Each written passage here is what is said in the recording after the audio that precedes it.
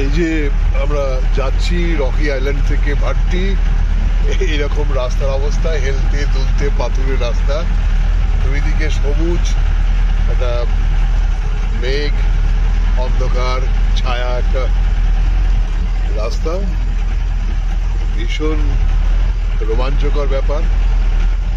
রাস্তাটা অদ্ভুত,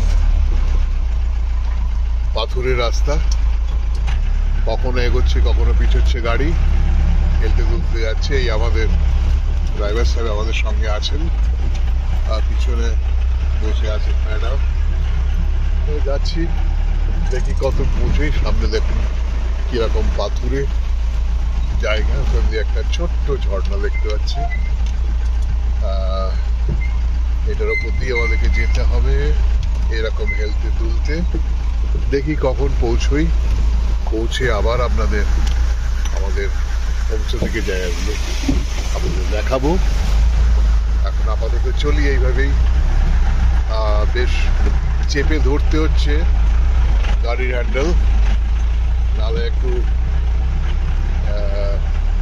দুলতে হচ্ছে আর কি। বেশ ভালো লাগছে।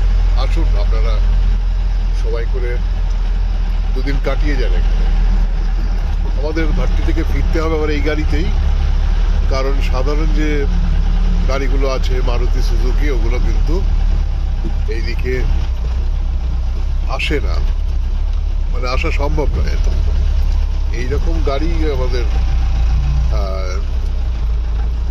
ব্যবহার করতে হবে উপরে ওঠার জন্য। থ্যাংক ইউ, পরে আবার দেখা হবে।